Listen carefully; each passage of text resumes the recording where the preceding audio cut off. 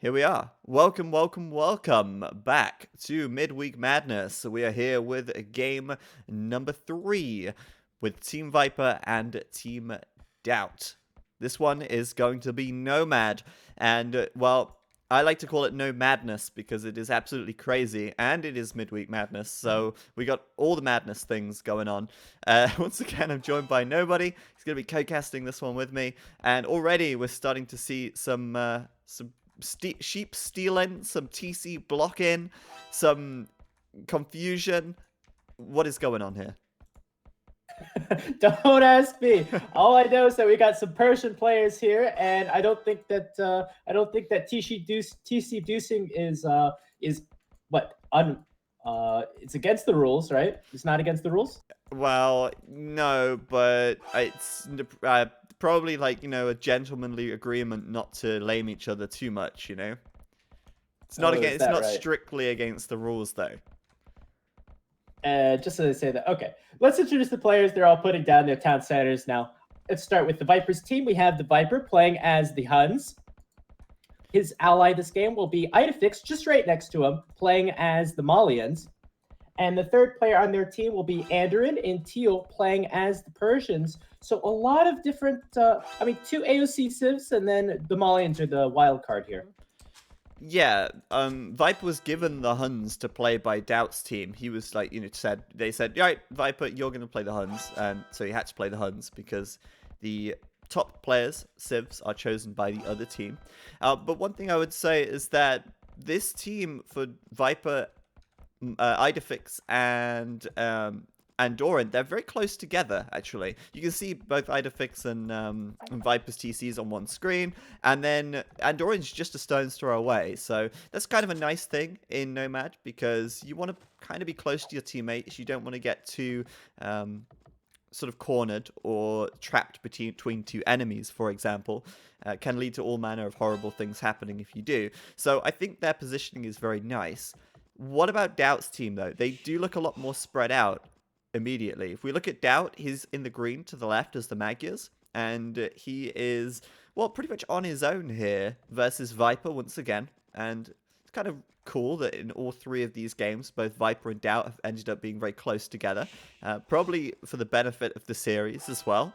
And then you've got their teammate, King Marv, in the yellow, who's like basically on the other side of Viper's team. So in order for King Marv to get to DauT, he's got to go through Andorin, he's got to go through Idefix, and he has to go through Viper to reach DauT. Well, okay, not quite, but he's very far away. Squeak, on the other hand, he's like down to the south of the map, miles away from anybody, and this gives me a lot of worries for Team DauT here. Well, actually, I think Squeak's not that far off. There's actually this little shallows that they can cross by, which make it very interesting if we do see Galley Wars come out or something like that. But he actually does have access in between these two, so it is very interesting. I just want to point out that Andorin actually lost a villager early on to King Marv, is Marv's town center. We have both the Persian players here, so unfortunately we won't see any TC douching. Try and Persian douche a Persian player and see how that works out. Generally not too well. So yeah, these guys are very close together, and since they're so close, maybe we'll see them kind of keeping each other busy. And since Viper and DauT are so close, maybe we'll see those guys laming each other a little bit and getting some early aggression between them as well. You're right about the shallow, though. It does mean that Squeak isn't too far away, and what's really interesting about Nomad is how players will wall themselves in and how they will sort of construct their defenses. Because what I imagine happening is both sides will just wall off the shallows. And since it's such a narrow sort of passageway, it will be quite easy to wall off. And that could be a problem for Squeak later on if he has to go all the way around just to help out DauT, just to help out King Marv, because I would kind of label Squeak in this situation as the pocket player, if you know what I mean. He's far away from everyone, he's probably going to boom up a little bit, and since he's playing as the Mayans, he's mostly going to have his impact in the Castle Age, and of course this is Nomad as well, and players will tend to do a fast castle if they're a little bit further away from everyone, just due to the fact that it does take longer to build up. You end up having more villages in the Dark Age, and it lends itself quite well to a fast castle. I think there's such an interesting dynamic here. We talked about the advantages of all players being together for the Vipers team. But it's exactly the opposite if we look at water. On water, we have Squeak, DauT, and King Marv kind of in the middle to the left area, whereas Idefix has placed his dock all the way in the top side, Yeah. being with his cheaper docks, of course. Yeah, I see what you're saying. Yeah. So obviously the docks, they are coming up now as well, and I guess one advantage is that I'm just trying to figure out where everyone is here because it's always so confusing.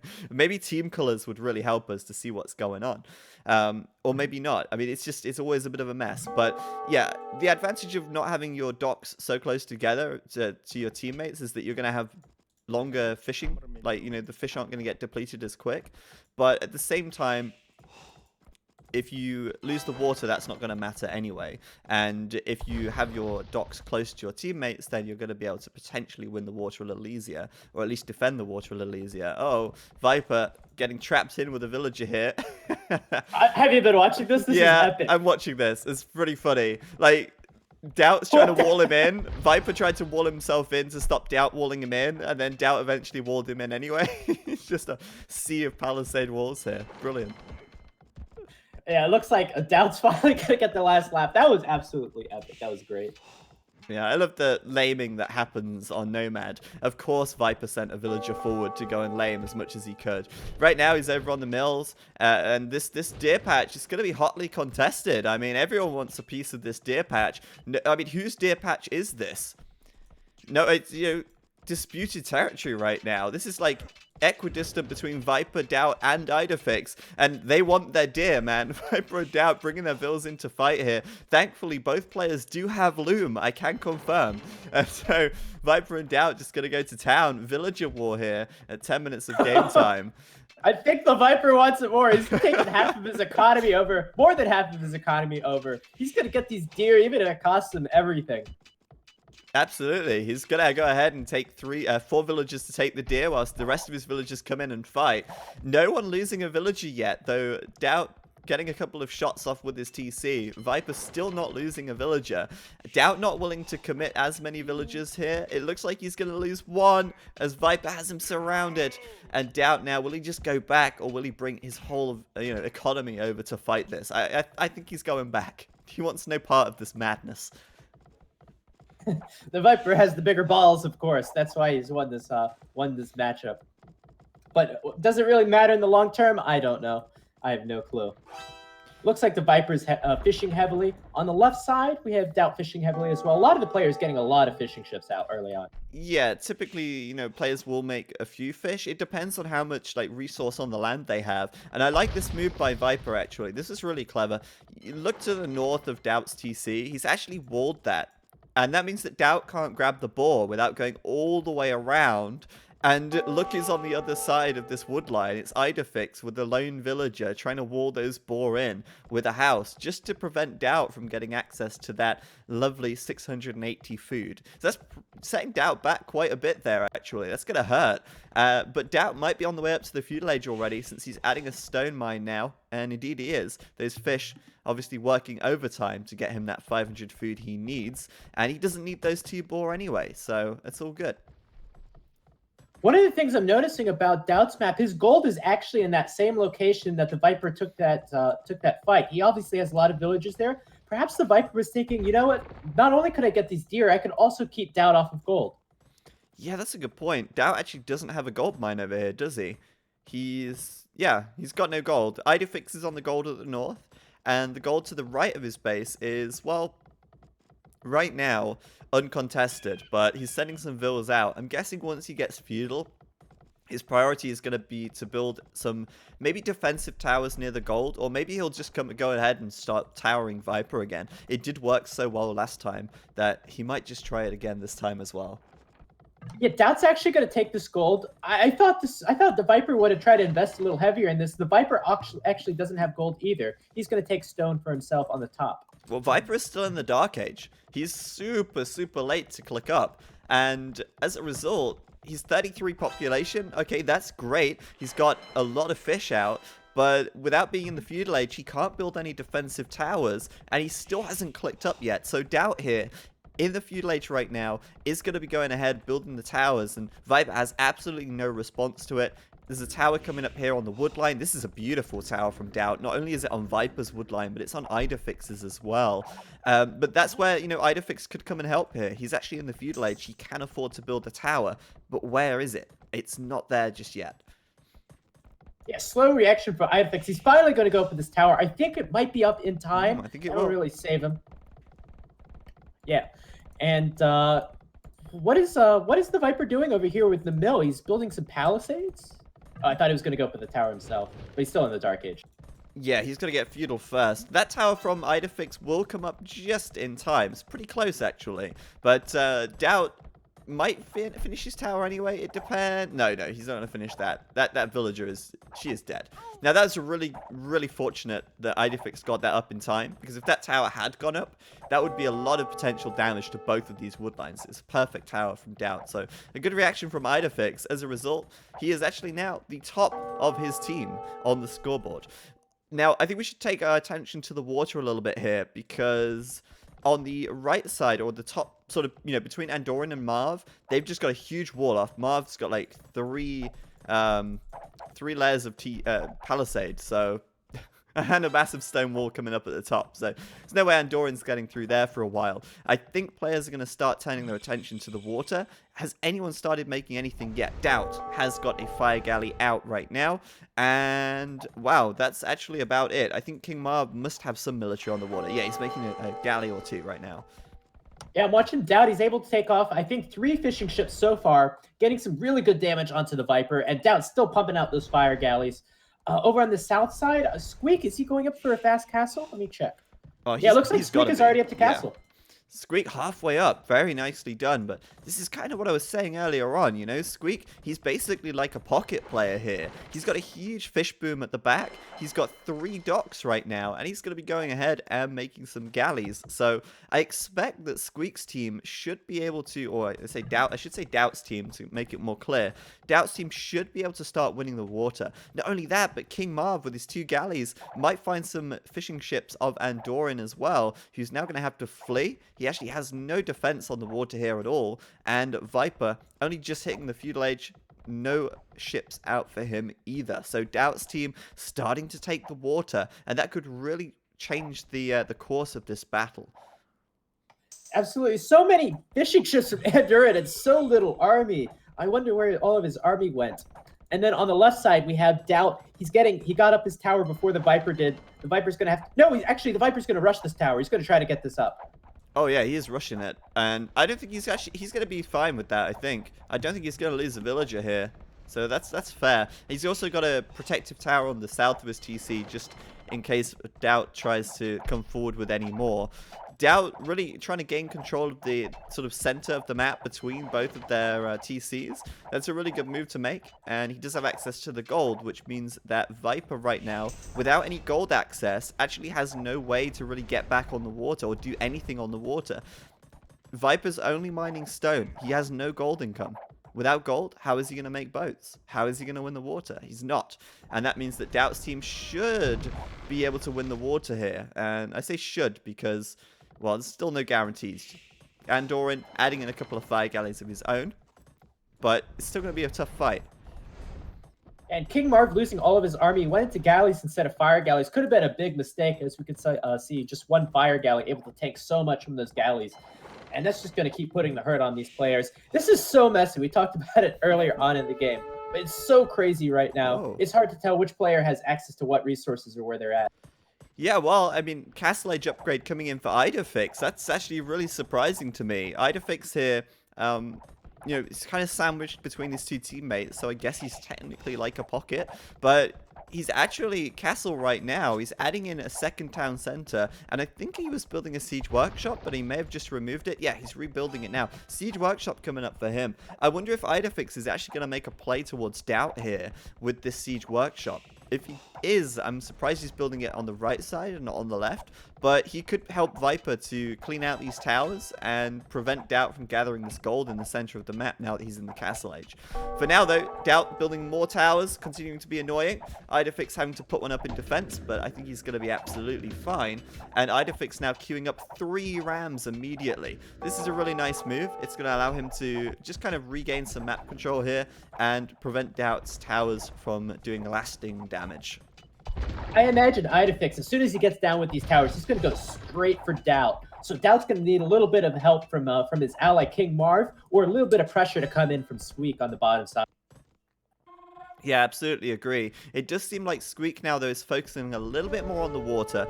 Idefix has added, like, a single fire galley, which isn't a huge amount. And now that Squeak's got the war galleys out, it's literally just Andorin defending all of these fishing ships right now. Viper's fishing ships here, Andorin's fishing ships, really in a lot of trouble if they lose the water. And I really have no doubt that they will lose the water. It's just a matter of time, as Squeak is a little bit further ahead right now with this war galley upgrade done, and it looks like Andorin may lose this army if he's not careful against these much stronger units.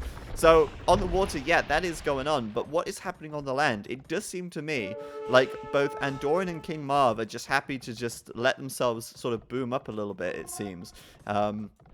Both players basically walling each other out, and if I can see correctly, yeah, Andorin's up to 3 TCs right now. Marv's still in the Feudal Age, but I'm guessing he's just going to boom as well, because there's a lot of walls up here. They're both playing pretty defensively. You know what? The Viper is going to return the favor from DauT earlier in the game. If you go to the bottom left of the Viper's base, there's 4 walled villages for DauT right now. Completely stuck. Oh, I'm not seeing that. Oh, no. I'm still not seeing... Oh, wait. Yeah, I see what you mean. These guys over here. Yeah, the walls are, like, quite far away, actually, aren't they? So, yeah. Viper. Nice little move. Love it. Yeah, those guys are as good as dead unless DauT gets... Oh, DauT's going to transport them over, actually. Oh, yeah, there's the transport. Nice. But actually, his villagers running into the tower there. I was wondering where they were going, actually. It was, like, running towards Viper's base. That's not... They don't want to be safe. That is not safe. Yeah, okay. He'll get the villagers back. He did spend a transport ship, though, but hey, maybe that could come into... Oh. Oh. Where's he going with the transport? Is he going to go sneaky beaky? Is he going to come in and try and... I don't know where he could possibly land them. But if he can get some sneak villagers in somewhere, that could be pretty nice as well. DauT's got a hidden strategy of his own. Who knows where he's going? He might be going to the right side of Town Center. But let's take a look at Idefix right now. Idefix has those 3 rams out. He's positioned his town center to start to pressure DauT. He's got all the support he needs. He's coming out with archers too. And this could be a very, very bad position for these players. DauT's going to try to defend with villagers. Yeah, DauT here, he's got like these towers and the villagers, but the towers are going to do nothing against these rams. However, it's still going to be pretty difficult for Idefix to break through this, since he doesn't really have much supporting armor yet. He's got, what, 2 archers? That's not really enough at this stage, and I feel like he's still going to have a real tough time getting through here. His rams are getting pretty low, and DauT's just built a stone wall, so it's going to be, yeah, it's going to take quite some time for him to actually break through and do some damage. Viper deleting his mill to maybe give Idefix another angle, but it does seem to me like now that DauT is in the Castle Age and building a siege workshop, he will successfully defend this once he starts to build a mangonel to take down the rams. That's what I imagine he will do anyway. DauT actually sent his villagers over to Squeak's base. These 4 vills, they're over at Squeak's base with a new TC. And that actually makes a lot of sense, because he's actually not really got much going on at his own base here. There's certainly not really room for a 3rd town center, and there's not really many resources worth defending either. So it does seem to make a lot of sense for me for him to actually build his TC down here. I don't know about this decision from DauT, though. He's making a third town center in his own base. I'm thinking his main base may be a goner, but he's going to try to defend this with all he's got. Yeah, at this stage, I think this 1 mangonel could be enough to help defend, but let's see. We'll see as Idefix comes in now. There is a mangonel coming out for DauT, as expected. 3 rams and a mangonel from Idefix, though. It could be tough. Oh, nice shot coming in on the rams. They're all pretty low. Second shot comes in, takes another ram down. And the third shot comes in. Well, doesn't need to come in. The watchtower does the rest. So the ram rush has basically been stopped dead in its tracks. And now DauT, one mangonel to defend versus 2. But bear in mind, this is the 2K4 player versus the rookie here. So I'm sure DauT has been in this situation enough times to be able to take this kind of fight successfully. But we will see. I mean, I'll keep an eye on it. Absolutely. One thing I want to point out is Squeak has great map control. I think he's taken out most of the fishing of the other players, including Andorin, and he's going to start to fish boom on the right side too. So then he has a pretty good economy going for him. And in the middle side, we have King Marv versus Andorin. These guys are facing off. The walls are breached.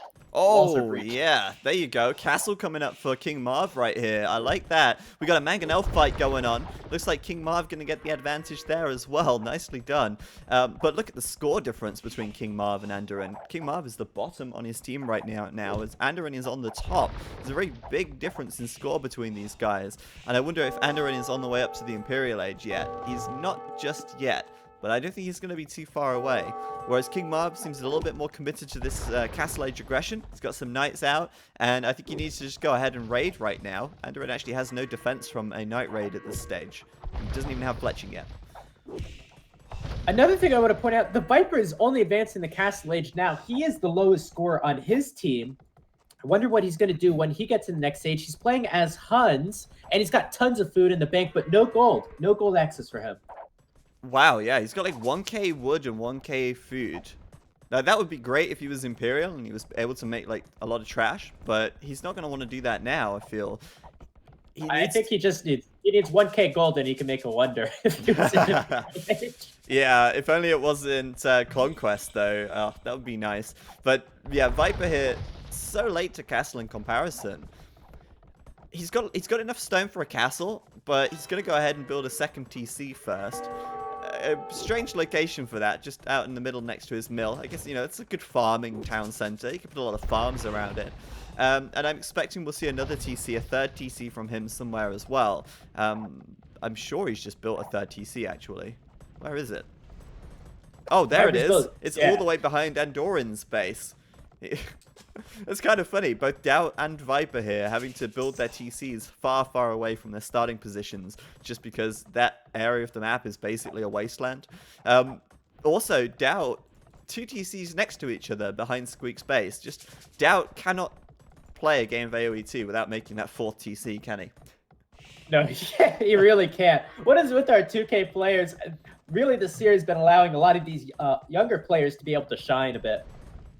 Yeah, it's been cool. I mean, the like, you know, the intermediate and the lower level players are actually having quite a good impact on these games. Idefix right now looks like he's got the advantage over DauT here. It's 2 mangonels versus 1 still. I think we saw a 1-for-1 trade earlier. He's got some monks to support this with as well. I like it. DauT though comes out with 1 mangonel. He will trade 1-for-1.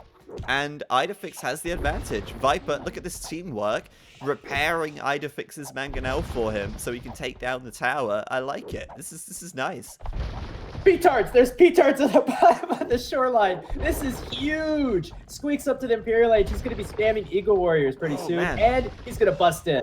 Oh, this is awesome. Yeah, Squeak now Imperial. As we said earlier, he's just had a free boom, basically. He's like 3 TCs. He's got a huge amount of fish, which are now taking shore fish. But, you know, since they won the water, he was able to fish for a long time uncontested. Petard coming in. Eagle Warrior's done, and I'm guessing Squeak's going to go straight to Elite Eagles and start raiding. This could be devastating for Viper's team.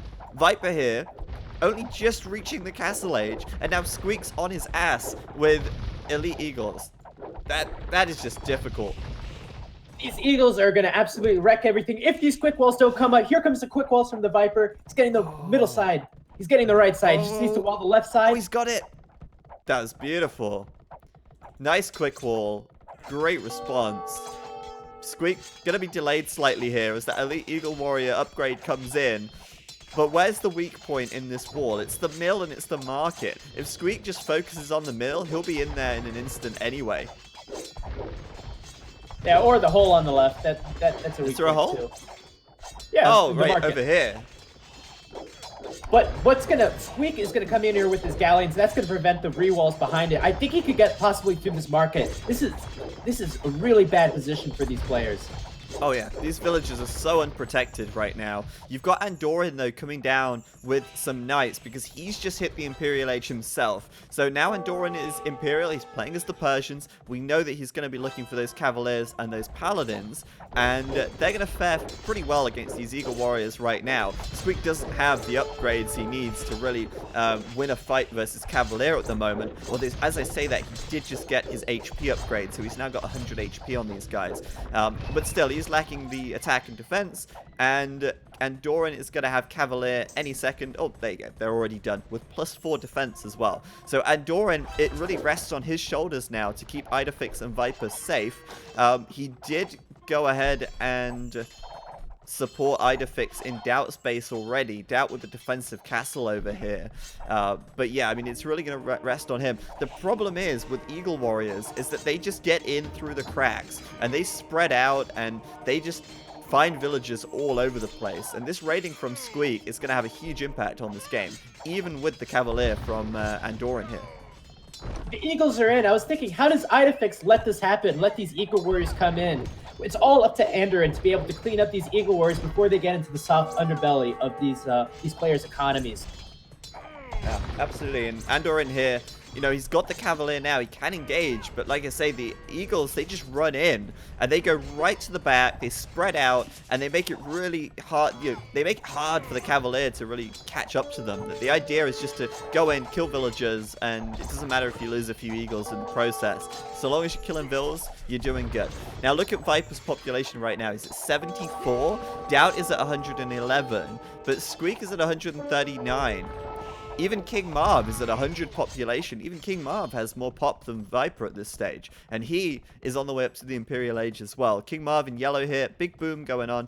A huge amount of walls to keep Andorin out. Those villagers are going to walk straight in anyway. Just to stall him out, it seems, for now.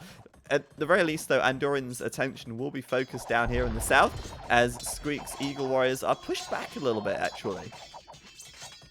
Yeah, but all this raiding has been... all this raiding's been idling Idefix so much. Idefix hasn't gone anywhere as far as development the last few minutes just because these Eagle Warriors are in his base. Yeah, sure, he did lose a lot of vills, and both of his TCs are now completely idle as all those vills are sitting inside. This fight going really well for Squeak as well, actually. Under the TC of Idefix, he will kill all of those Cavaliers. That +4 defense comes in. And, well, I'm surprised he hasn't really taken out this TC yet either. He could just run under here and take it out and basically destroy all of Idefix's eco out here. This is a really good play for Squeak, though, and it's going to be a real uphill battle for Andorin to basically save his teammates, especially now that King Marv has also reached the Imperial Age. That's 2 players in Imperial for Team DauT, and Viper, would you look at that? All these TCs on the right side of the map, pretty exposed to a now Imperial Age King Marv, who could start to push out anytime soon. Well, I don't know. Does King Marv push out, or is he going to be kept contained by Andorin? Looks like King Marv is going to go into the unit counter. He's going to go into Halberdier. What does Andorin do to combat this? I think hand cannons would be a great addition to his army, both against the Eagles and the Halbs of King Marv.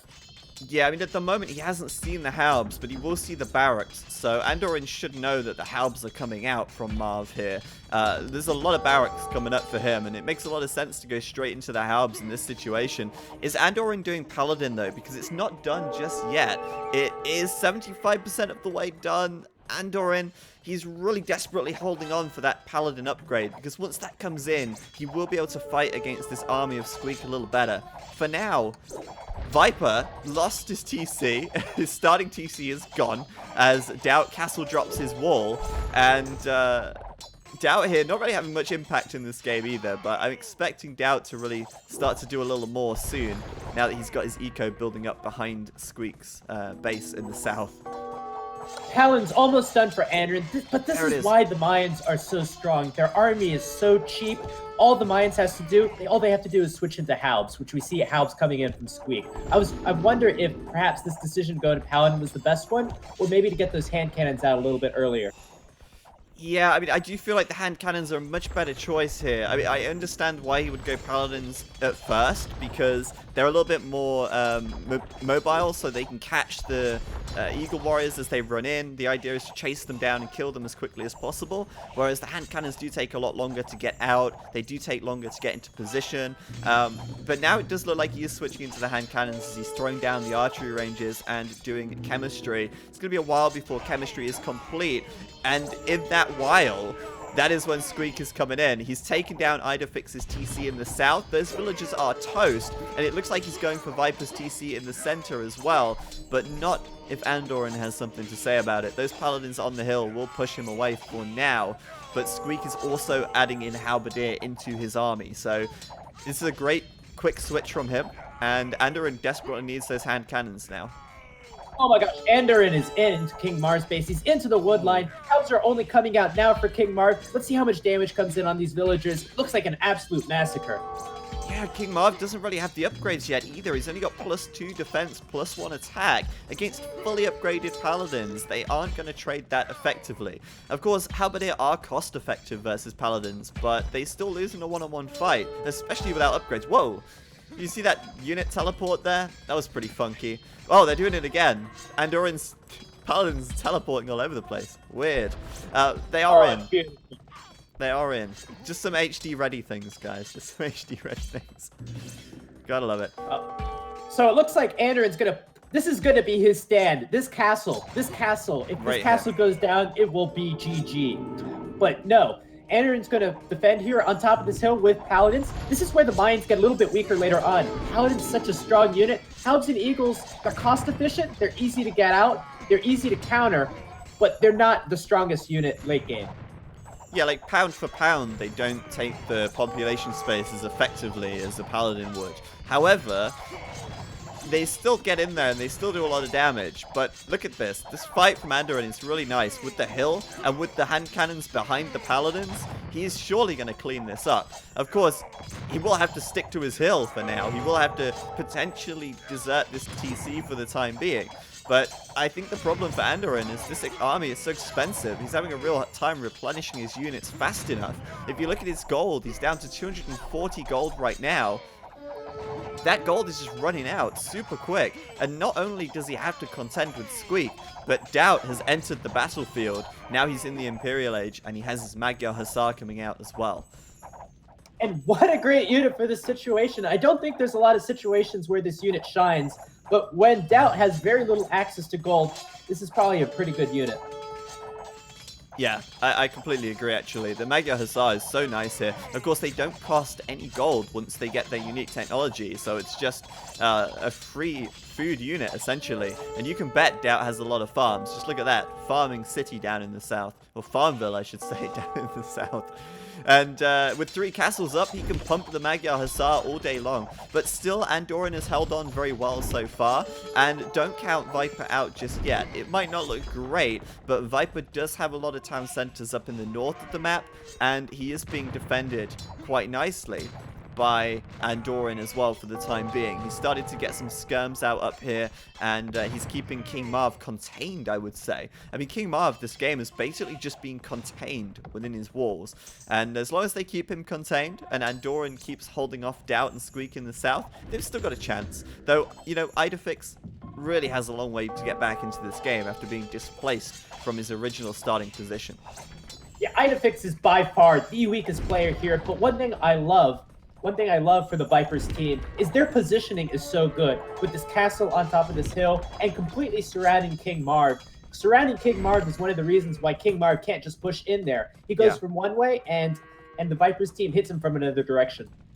Yeah, I mean, I would like to see, this is the thing, you got to give him a little bit of, you got to let up a little bit on King Marv, because he is like the 1600 in here. We don't expect a miracle from him. But, you know, King Marv has a lot of gold. He's got a lot of food. He could really be making some Cavalier and actually trying to raid Andorin's base a little bit. Just a couple of petards, he could break this wall on the left side and raid Andorin's base with Cavalier. He doesn't even need Paladins to make that effective. But right now, Oh, well, he's actually doing the Paladin upgrade right now. I just don't see the Knights or the Cavalier at this stage. They're not on the field yet. So maybe he'll go into that later on. For now, though, he does have to contend with this aggression from Viper and Andorin on the right side. Viper's just making skirms right now. And again, that's another reason why those Paladins would be a good switch for him to use. We also have Squeak coming over here with some Elite Eagles as well. So maybe the focus of the fight will switch a little bit to the right side. But on the left, well, Squeak and DauT together are pushing Andorin back in this 2v1. This could be the battle of the game with Squeak, the combined force of Squeak and DauT just overwhelming their opponents. The castle on the hill will go down. The Eagle Flood is real, and here comes the elite Magyar Hussars. Yeah, pretty good stats, actually. I mean, if you compare them to a standard Hussar, they, a little bit better on the attack, a little bit worse on the HP, but overall, they will come out on top. And, that's really nice for DauT. Just a nice beefy unit in there. A little, good pierce armor as well for raiding. Just I think the HP, Squeak. the HP is because he's lacking bloodlines, I believe. Oh, is it? Okay, that probably explains it. I wasn't sure. I mean, I did think it would be weird that the Magyar Hussar would have less HP, but I'm looking at like 85 HP. Okay, well, fair enough. But yeah, I'm guessing he doesn't have bloodlines. Anyway, on the left side, Idefix losing his TC out here, and I think this is going to be it, as Andorin's front line has been cracked. These Elite Eagles are getting into all the nooks and crannies back here. Viper losing villages over here as well. And, like I said, even though the hand cannons are a direct counter to the Eagles, they can't catch up to them. The Eagles just run in, they kill all the vills, and by the time your hand cannons arrive to the scene, well, they're already dead. And there you go. And just when the Viper was starting to mass on the right side, Squeak comes in at just the right second with the best unit for this army composition. Elite Eagle Warrior coming in, just wrecking everything the Viper can make at this point. Oh, yeah, on the right side. Jeez, look at that. I mean, Viper had massed skirmishes, didn't he? So those Eagles would have torn through that. King Marv finally got his Paladins out in the end as well. But sadly, I mean, it was a little bit late to really have any impact. His team had already won the game by that point. But, I mean, King Marv did a good job because he just held on. If King Marv wasn't in this game and being a nuisance on this right-hand side, you can bet Andorin would have focused more and Viper would have focused more on this left side. But since he was there and providing presence and just, he was still a threat, that did mean that Andorin had to split his army, half between King Marv and half between Squeak on the left. And as a result, they did crumble. DauT's team will get another point, making it 2-1 to them after game number 3 on Nomad here. God, this was a crazy game. I'm thinking about how do I summarize this game. It's just, I mean, so many things happened this game. We had the push from Squeak. We had the attempted pushback from Andorin. We had that early fight from DauT, and DauT moving all the way across the bottom of the way to the bottom. Players are not where they started at all. It's just such a crazy game. This was an excellent, excellent game. Yeah, I love a good bit of Nomad, and I really didn't expect to see Viper and Idefix getting squeezed out here. I didn't expect that. What I thought would have happened was I thought DauT would be pushed off of the land. I thought DauT would have to relocate. And of course, we did see DauT go down to the south, but that's just because he didn't have space, not because he was defeated over here or anything. I really expected Viper and Idefix to be able to push DauT in like a 2v1 and just clean him up. But what we ended up seeing was the opposite. Viper now having to build up in the north of the map, and he was displaced, and it took him so long to rebuild back into it. It was very similar to the last game, where he was just too late to the party, basically. And by that point, he had no way to deal with the post-Imperial armies of Squeak and DauT. So, very well played. Obviously, the MVP for Viper's team there was Andorin. He did hold on for a long time, but certainly not long enough for his teammates to be able to pull it back and to get the win. So congratulations to Team DauT. They will get the third game in the series, but it is a best of 5. So that means we still have at least another game to go here. I think you could have watched this game maybe 100 times and just saw something, not 100 times, but you could have seen something different each game. Like, I was thinking the exact same thing. DauT was going to get squeezed and he was going to get destroyed. But then, But then DauT comes in with that mangonel, kills 3 rams, and so many little battles like that that just change this game. DauT getting access to that gold is so many little things. Yeah, absolutely. Yeah, I mean, DauT did defend very well actually as well. I think the first thing for DauT was that he got Feudal very quickly, so he was able to pressure Viper with towers, and that immediately prevented Viper and Idefix from pushing out and towering him. So he kind of preemptively defended himself. And then, as you said, with the Mangonel defense, he was able to just basically keep Idefix out of his base, and that allowed Squeak the time to boom up and basically win them the game. So once again, Squeak MVP for DauT's team. And I'll take a quick look at the achievements here. We'll have a look at the achievements for military. You'll see that Andorin and Squeak actually had a very similar number of units killed. Just a tiny difference between them there. Even on the units lost, they were very close. Squeak with a slightly better KD.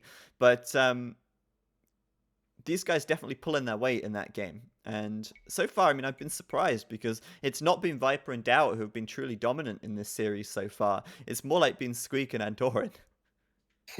Every game, there's always been, I mean, the Viper or DauT, they haven't been like the prominent role in most of these games. It's always been someone else. Absolutely. Villager high for Idefix, 70. Couldn't really get going there. I think the problem for Idefix is space. By the time he'd able to start like building a second and third TC, he didn't have space to build.